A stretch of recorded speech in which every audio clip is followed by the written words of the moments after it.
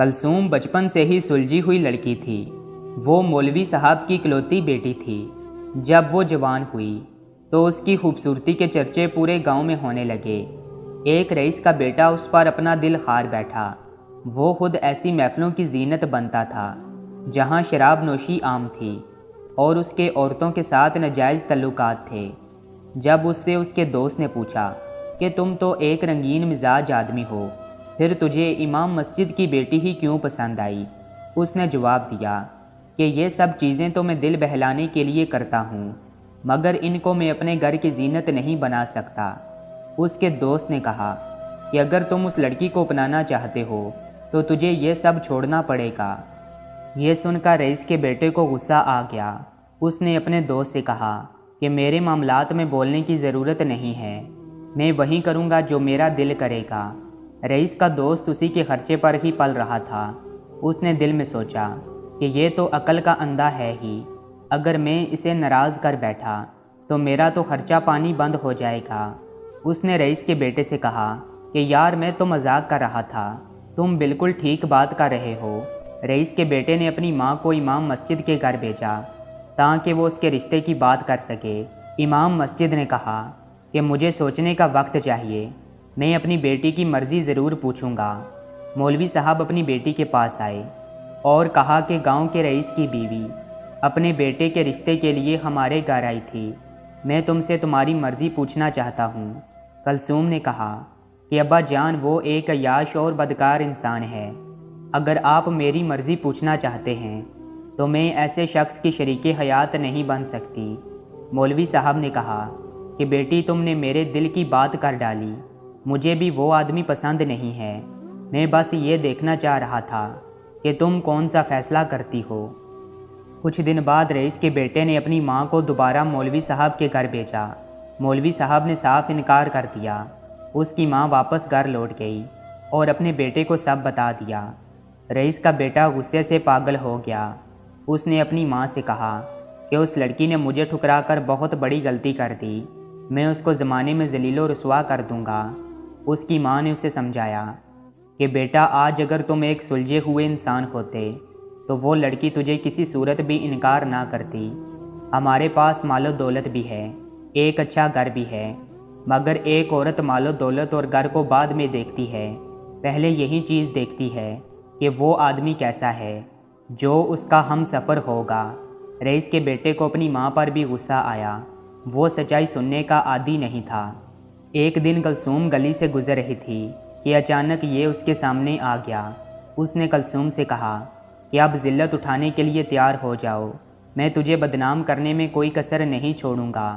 कलसूम ने कहा कि इज़्ज़त और ज़िल्लत खुदा के हाथ में है, अगर वो किसी को जलील करना चाहे तो कोई उसे मुअज़्ज़िज़ नहीं बना सकता, और अगर वो किसी की इज़्ज़त की हिफाजत करना चाहे तो कोई दूसरा उसे जलील नहीं कर सकता।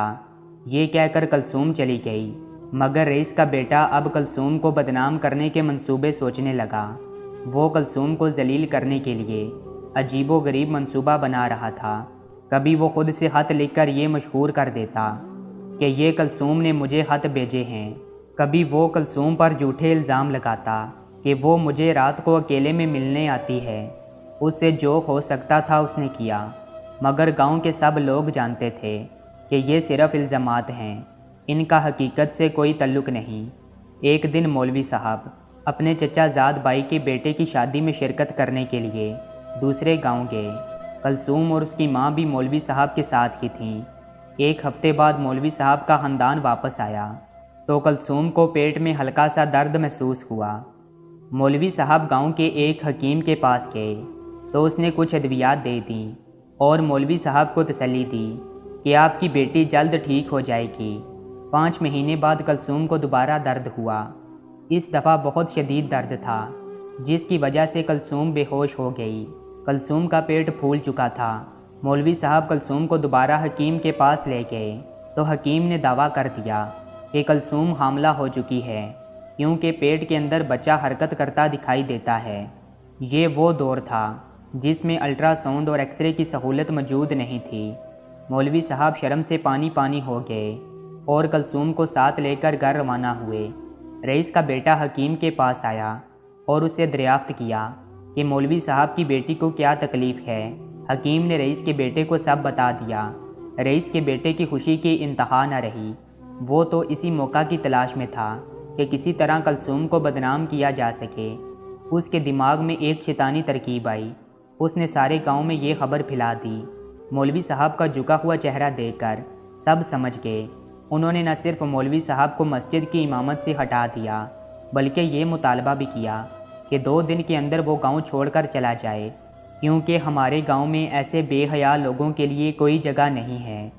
کلثوم اپنی ماں کے سامنے قسمیں اٹھا کر یہی کہتی رہی کہ مجھے کسی نامحرم نے ہاتھ تک نہیں لگایا۔ مولوی صاحب تلوار لے کر آئے اور کلثوم کا سر قلم کرنا چاہا، مگر اس کی ماں سامنے آ گئی۔ اس نے کہا کہ میں یہ ثابت کروں گی کہ میری بیٹی بے قصور ہے۔ کلثوم کی ماں نے ایک حکیم کا نام سنا تھا جو دنائی میں بہت شہرت رکھتا تھا۔ وہ دونوں کلثوم کو اس کے پاس لے گئے۔ حکیم نے دیکھا کہ کلثوم کا پیٹ پھولا ہوا تھا اور پیٹ کے اندر حرکت بھی تھی۔ اس نے ایک کمرے میں کتا ذبح کیا اور دوسرے کمرے میں بکرا ذبح کر دیا۔ اس نے بکرے کے گوشت سے مولوی صاحب، ان کی بیوی اور کلثوم کی دعوت کی۔ دعوت کے بعد کلثوم سے پوچھا کہ کبھی تم نے بغیر برتن کے کہیں سے پانی پیا تھا؟ کلثوم نے بتایا کہ ایک دن ہم شادی پر جا رہے تھے کہ گرمی کی وجہ سے مجھے سخت پیاس لگی تو میں نے ایک نہر سے چلو بھر کر پانی پی لیا تھا۔ حکیم کلثوم کو اسی کمرے میں لے گیا جہاں کتا ذبح کیا گیا تھا۔ کلثوم نے کراہت بھرے لہجے میں کہا کہ کتے کو کس لیے ذبح کیا گیا؟ حکیم نے کہا تمہارا علاج اسی وقت ممکن تھا جب تم کو کتے کا گوشت کھلایا جاتا۔ تم نے ابھی جو گوشت کھایا ہے وہ کتے کا تھا۔ کلثوم نے جیسے ہی یہ سنا تو اس کا جی متلانے لگا اور اسے ایک زوردار کہہ آئی۔ اس کے پیٹ سے پہلے بہت سارا پانی نکلا، اس کے بعد بہت بڑا سا مینڈک نکلا۔ مولوی صاحب نے حکیم سے پوچھا کہ یہ کیا ماجرا ہے؟ حکیم نے مولوی کو بتایا کہ جب کلثوم نے نہر سے پانی پیا تھا تو اس پانی میں ایک چھوٹا سا مینڈک تھا جو اس کے پیٹ میں چلا گیا۔